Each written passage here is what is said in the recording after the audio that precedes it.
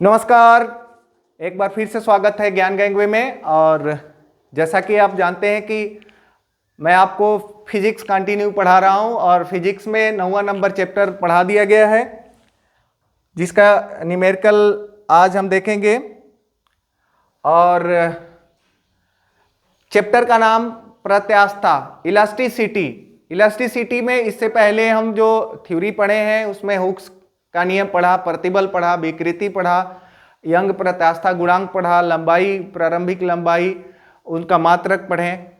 इसमें हम 10 क्वेश्चन फटाफट देखेंगे और ऐसे ही क्वेश्चंस आते हैं। कुछ परिभाषा के तौर पे क्वेश्चन आएगा, तो कुछ जो है आपका न्यूमेरिकल तौर पे आएगा। तो देखते हैं पहला क्वेश्चन है हुक के नियम होता है। हुक का नियम होता है, आपको दिया हुआ है 5 ऑप्शन, प्रतिबल बराबर विकृति, प्रतिबल प्रोपोर्शनल टू विकृति, प्रतिबल बराबर नियतांक। तो हमारा हुक का नियम क्या कहता है कि प्रतिबल प्रोपोर्शनल टू विकृति। ये हुक का नियम कौन सा है? प्रतिबल प्रोपोर्शनल टू विकृति, यानी प्रतिबल और जब प्रोपोर्शनल हटाते हैं तो इक्वल टू ई और उसके बाद से विकृति। ई क्या है? एक नियतांक है, तो ई इक्वल टू हो जाएगा प्रतिबल बटा में विकृति। ये जो है आपका हुक का नियम बोलता है और इसे प्रत्यास्थता गुणांक कहते हैं। यंग प्रत्यास्थता गुणांक भी कहते हैं, यंग मॉड्यूलस भी कह सकते हैं। ठीक है, तो इसमें आपका बी सही है। नेक्स्ट क्वेश्चन देखते हैं। कह रहा है कि एक तार की प्रारंभिक लंबाई 1 मीटर है। विरूपक बल के कारण यदि इसकी लंबाई में उत्पन्न परिवर्तन का मान 0.0001 मीटर हो तो उत्पन्न विकृति का मान निकालें। अभी देख लेते हैं इसका सॉल्यूशन करने। जब क्वेश्चन पे नहीं जाना है, इतना बड़ा क्वेश्चन दिख गया आपको तो आपको घबराना नहीं है। थ्योरी आपको पढ़ा दिया गया है, या आपको दिमाग में थोड़ा सा याद होना चाहिए क्या है। तो सबसे पहले कह रहा है प्रारंभिक लंबाई कैपिटल L 1 मीटर, और लंबाई में वृद्धि कितना हो रहा है? स्मॉल l, इसको मान लीजिए 0.0001 मीटर। ठीक है, तो आप देखते हैं उत्पन्न विकृति का मान निकालिए। विकृति का जो फार्मूला होता है, विकृति बराबर होता है लंबाई में वृद्धि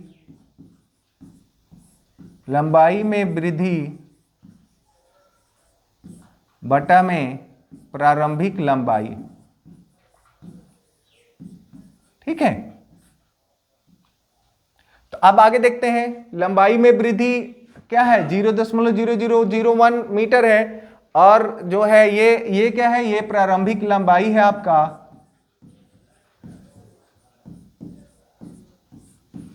और ये क्या है? लंबाई में वृद्धि है।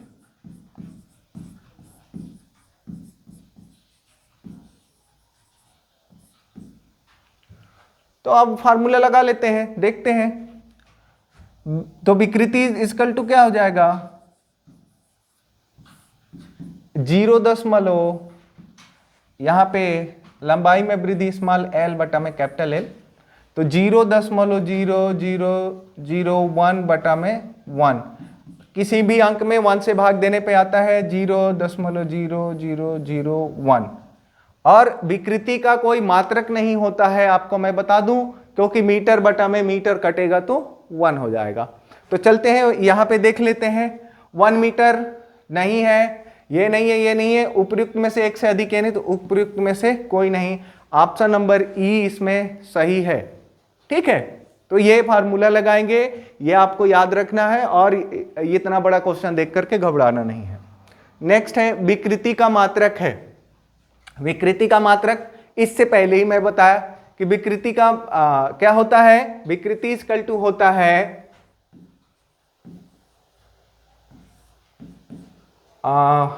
आपका लंबाई में वृद्धि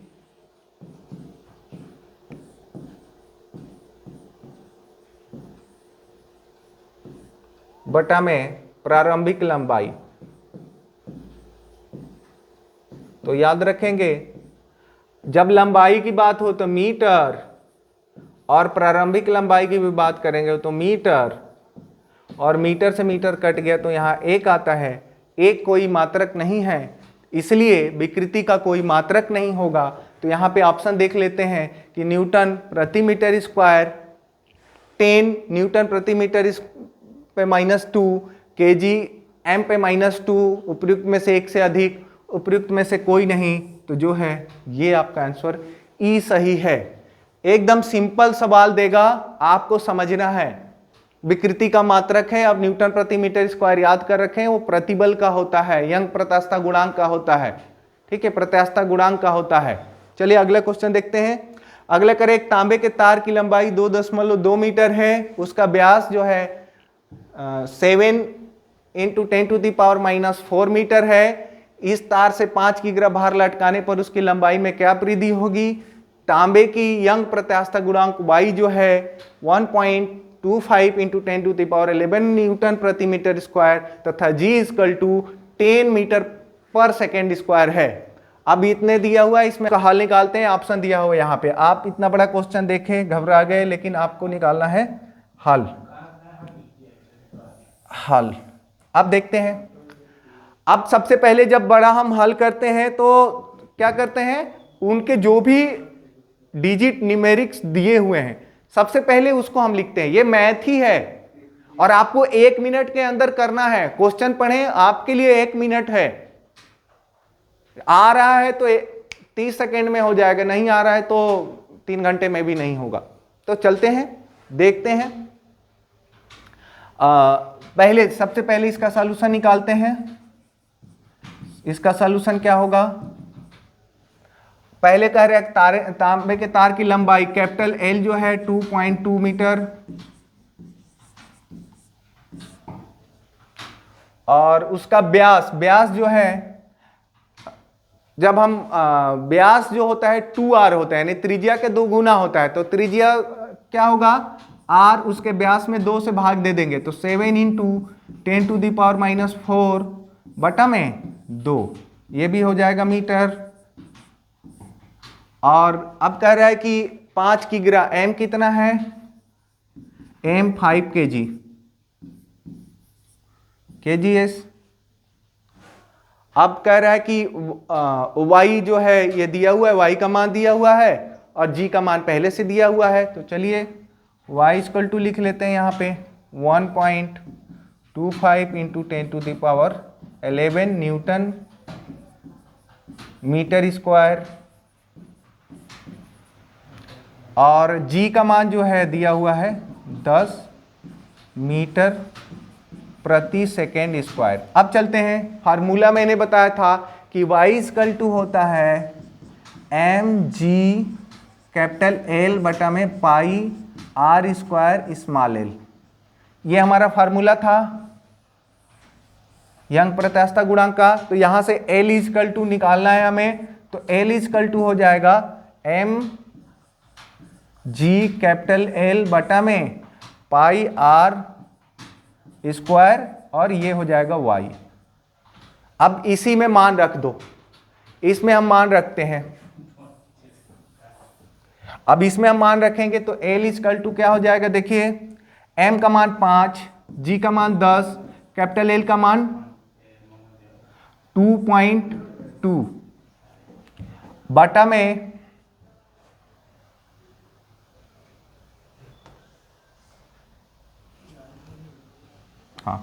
L, कैपिटल L, यहाँ m का मान 5, g का मान 10 इंटू आपका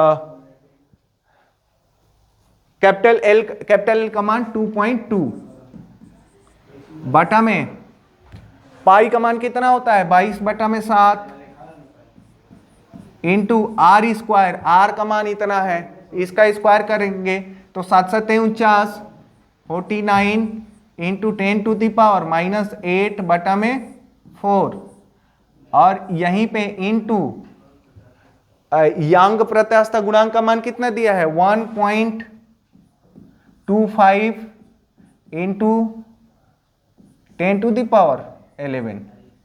ठीक है, अब इसको हम लोग कटाएंगे तो ये 7 7 49 और ये 2, ये 11। अभी आ जाएगा L इक्वल टू हो जाएगा आपका,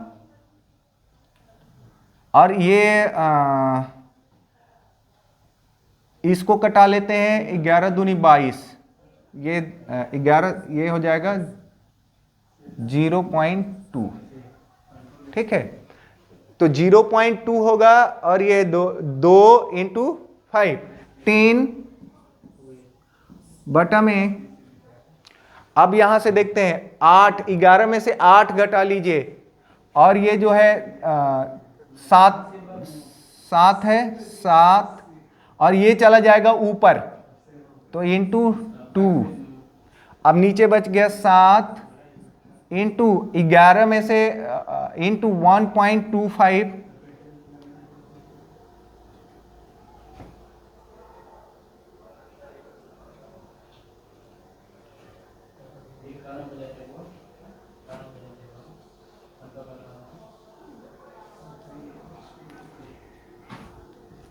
यहाँ पे 4 है और 2 बार कट गया है 2 से, ठीक है। यहाँ 11 पे कटा था, तो अभी देखते हैं यहाँ पे हम करते हैं, ये ऊपर चला जाएगा, तो 5 दूनी 10, 10 दूनी यहाँ पे हो जाएगा 2, और ये 5, 10 इंटू 2, अब बटा में अब ले लेते हैं 7 इंटू, देखिए यहाँ पे 1.25 इंटू 8, 11 में से 8 गया 3, 10 के घात 3, ये हो जाएगा 10 के घात 3। अब यहां से देखेंगे, अब इतना आ गया L इक्वल टू हो जाएगा, अब देखेंगे 10 दूनी 20, और इंटू, अब 7 से गुणा कर दो इसमें, तो ये हो जाएगा 8.75 इंटू 10 टू द पावर 3। अब L इक्वल टू हो जाएगा, इसमें भाग देंगे तो 2.3 के राउंड आएगा, into 10 to the power -3 metre, और ये जब मीटर को हम -3 रहता है तो L equal to 2.3 mm millimetre. अब इतना आंसर आप लगाएंगे तो इतना ही आएगा, मिलीमीटर में इतना ही आएगा। तो यहाँ पे हम ऑप्शन देख लेते हैं, 1 mm गलत है, 2.3 m, यानी ये हो जाएगा, यदि ऑप्शन ये m लिखा होता तब रहता ये हमारा करेक्ट आंसर। यहाँ मीटर लिखा है तो आपको मीटर में घबराना नहीं है, वो mm में गया है, मिलीमीटर में हुआ है। अब आप सीधे समझिए कि 2.2 मीटर का कोई तांबे का तार, उस पर 5 kg लटकाएंगे तो 2.3 मीटर और लंबा हो जाएगा, मतलब डबल से भी ज़्यादा हो जाएगा, ऐसा तो पॉसिबल ही नहीं है। तो वो mm में है, तो इसमें हम क्या देख रहे हैं कि नहीं, ये नहीं है, ये नहीं है, ये नहीं है, और युग्म में से एक से अधिक, तो ये जो है आपका ई जो है आपका आंसर करेक्ट है। ये mm में है, याद रखेंगे, इस तरीके से आएगा, और यदि यहाँ पे mm रहता तो उसका करेक्ट आंसर रहता, ठीक है। नेक्स्ट कह रहा है पिंड विरूपित कहा जाता है यदि सिर्फ उसके रूप में परिवर्तन हो, सिर्फ उसके आकार में परिवर्तन हो, या आकार नहीं है, आकार है, आकार में परिवर्तन हो, रूप और आकार, रूप और आकार दोनों में परिवर्तन हो, उपयुक्त में से एक से अधिक, उपयुक्त में से विरूपित, यानी जिसका रूप चेंज हो जाए, आकार चेंज हो जाए, उसको हम विरूपित कहते हैं। तो इसमें हम देख रहे हैं कि उसके रूप में परिवर्तन हो जाए, उसके आकार में परिवर्तन हो जाए, उसके रूप और आकार दोनों में परिवर्तन हो जाए, उसको हम बोलते हैं विरूपित। तो इसमें से ऑप्शन कौन सा सही है? डी है, उपयुक्त में से एक से अधिक, उपयुक्त में से कोई नहीं, ये तीनों ऑप्शन सही है। इसलिए जो है आपका ऑप्शन नंबर जो डी है वो करेक्ट आंसर होगा, उपयुक्त में से एक से अधिक। अगला क्वेश्चन देखते हैं। समान पदार्थ और समान लंबाई के दो तार जिनकी त्रिज्याओं का अनुपात 1:2 है, असमान बल द्वारा इस प्रकार खींचे जाते हैं कि इनकी लंबाई में समान वृद्धि होती है, तो दोनों के बलों का अनुपात ज्ञात कीजिए। यानी कह रहा है कि किसी तार की दो लंबाई समान लंबाई के दो तार जो है जिनकी त्रिज्याओं का अनुपात 1:2 है, असमान बल द्वारा इस प्रकार खींचे जाते हैं कि लंबाई में समान वृद्धि होती है, दोनों बलों का अनुपात ज्ञात कीजिए। पहले सोचे कि हमें निकालना क्या है, सॉल्यूशन हमें करना क्या है, तो जो है दिया हुआ है R1 बटा में R2 इक्वल टू 1 बटा में 2, यानी 1 संबंधित 2। हमें निकालना क्या है, F1 बटा में F2 equal to question mark. ये इतना समझ लीजिए। अब फार्मूला हम कौन सा लगाएंगे, सब कुछ समान बोल रहा है, तो वही y equal to M G capital L बटा में pi R square small l। अभी यहाँ पे जब कोई जब हम खींचने की बात करते हैं, लंबाई की बात करते हैं, बल की बात करते हैं, तो mg जो हो, फोर्स जो होगा mg के बराबर होता है। तो यहाँ पे F इक्वल टू होगा mg, याद रखेंगे, पढ़ाया हुआ है। द्रव्यमान तथा त्वरण के गुणनफल को हम जो है बल कहते हैं। तो यहाँ पे देख रहे हैं Fg। अब देखते हैं, तो यहाँ पे लिख सकते हैं कि y1 equal to F capital L बटा में पाई R स्क्वायर स्मॉल में L। और चूंकि y1 रखे हैं तो इसलिए हम क्या है यहाँ पे F1 L1 R1 small L1 सारा लिख सकते हैं। अब चूंकि R1 बटा में R2 दिया हुआ है, तो अभी हम पहले निकाले। अब कह रहा है कि सब यहाँ पे समान, सब कुछ समान है, तो y2 इक्वल टू भी हम ले लेते हैं। y2 इक्वल टू क्या हो जाएगा, F2 बटा में L2 बटा में पाई R स्क्वायर 2 L2, यानी हम दूसरा ले लिया। अब चूंकि समान है, y1 equal to y2, L1 equal to L2, capital L1 equal to capital L2। खाली हमको निकालना है F1 F2 R1 R2 की बात करना है। पाई पाई इक्वल टू सेम है, पाई इक्वल टू पाई। तो अब यहाँ पे हम लिखेंगे y1 बटा में y2 इक्वल टू, देखेंगे F1 L1 बटा में pi R square 1 small L1 into, देखिए जब ऐसे होता है तो ये नीचे वाला ऊपर जाता है, ऊपर वाला नीचे आता है। आप जब करेंगे तो समझ में आएगा। तो ये हो जाएगा पाई R2 स्क्वायर स्मॉल L2 बटा में F2 कैपिटल L2। अब सबसे सब कटा दीजिए, देखिए सब बराबर हैं, तो यहाँ पे देखेंगे पाई से पाई कट जाएगा। यहां पे कह रहा है कि y1 equal to y2, y1 से y1 ये कट जाएगा, L1 इक्वल टू L2, तो ये भी आप मान लीजिए कट गया, और कैपिटल L ये। अब क्या बच गया, ये R1 स्क्वायर F2, तो R1 स्क्वायर को इधर लेके आ जाते हैं। या हमें बल निकालना है तो हम बल का निकाल लेंगे, F2 ऊपर आ जाएगा, F1 नीचे आ जाएगा। देख रहे हैं यहाँ पे, नहीं समझ में, फिर समझा रहा हूं। y1 बटा y2 किए, यहाँ पे लिखा है y1 y2 L1 equal to L2 L2 capital L1 equal to capital L2। अब यहां से हमको निकालना है F1 F2 R1 R2 की बात करनी है। बस ये ऐसे क्वेश्चंस में ऐसे ही आते हैं, बस समझदारी की बात है, समझना है आपको। अब यहां से हम क्या करेंगे, यहां पे 1 1 कर दिया मान लीजिए, तो अब ये हो जाएगा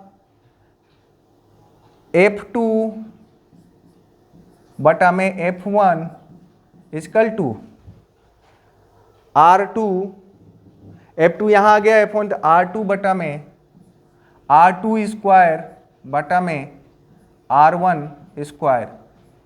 अब ये यहां से हम चेंज कर सकते हैं, जब उल्टा करेंगे तो वो भी उल्टा हो जाएगा, F1 बटा में F2 equal to R1 square बटा में R2 का स्क्वायर। अब R1 का मान कितना है देख लेते हैं। R1 का मान है 1 का स्क्वायर बटा में 2 का स्क्वायर, यानी 1 बटा में 4।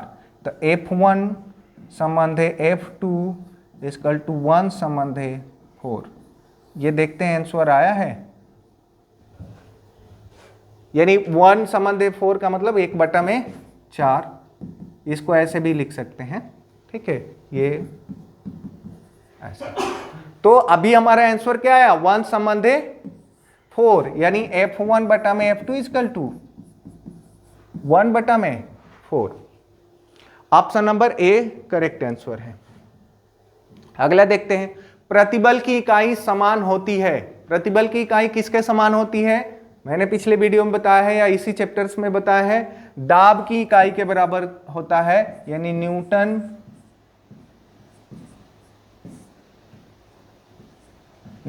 प्रति मीटर स्क्वायर, ठीक है, बल की इकाई के बराबर नहीं, घनत्व के। Option number A is the correct answer. अब कह रहे हुक का सिद्धांत निम्नलिखित में से किससे संबंधित है, द्रव दाब से, प्रत्यास्थता से, रेडियोधर्मिता से, उपयुक्त में से एक से अधिक, उपयुक्त में से कोई नहीं। हुक का नियम जो है प्रत्यास्थता से संबंधित है, मैंने बताया हुआ है ऑलरेडी पिछले वीडियो में, आपको याद करना है।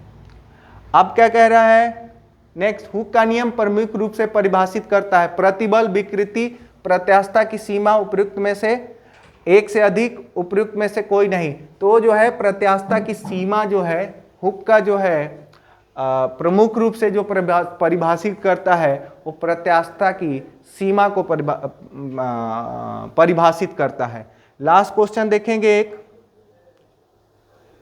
प्रत्यास्थता गुणांक का एसआई मात्रक है न्यूटन मीटर पे -2, न्यूटन सेमी पे -2, न्यूटन मीटर पे -2, दोनों ऑप्शन सेम है। तो यहाँ पे जो है ये नहीं रहेगा, यहाँ पे जो है हम ये कर देते हैं, हटा देते हैं, ठीक है, यहाँ पे हमने हटा दिया।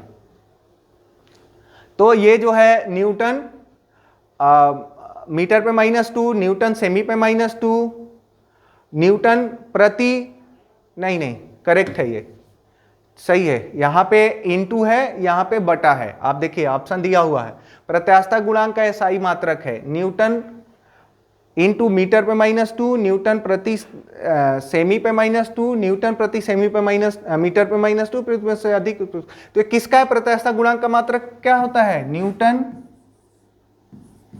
प्रति मीटर स्क्वायर। तो अभी इसमें देख लो कौन सा है, तो न्यूटन इनटू मीटर पे -2 लिख सकते हैं हम इसको।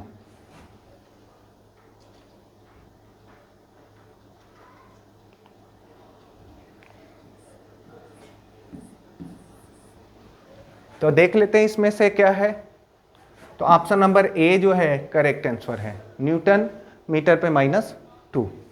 तो इस तरीके से हमारा जो है 10 ये न्यूमेरिकल्स थे, अलग अलग तरीके से थे, 4-5 परिभाषित थे, मात्रक से रिलेटेड थे, न्यूमेरिकल्स थे। न्यूमेरिकल का मैं तरीका बताया। हो सकता है ये क्वेश्चन ना आए, हो सकता है यही क्वेश्चन आ जाए, हो सकता है कि इस तरीके का क्वेश्चन आए। तो आपको घबराना नहीं है, यदि आप प्रत्यास्थता को थोड़ा सा भी दिमाग में रखेंगे, प्रतिबल, विकृति, हुक का नियम और mgl/πr²l ये याद रहेगा, तो आप निश्चित ही इससे रिलेटेड कोई भी क्वेश्चन आएगा तो हल कर लेंगे।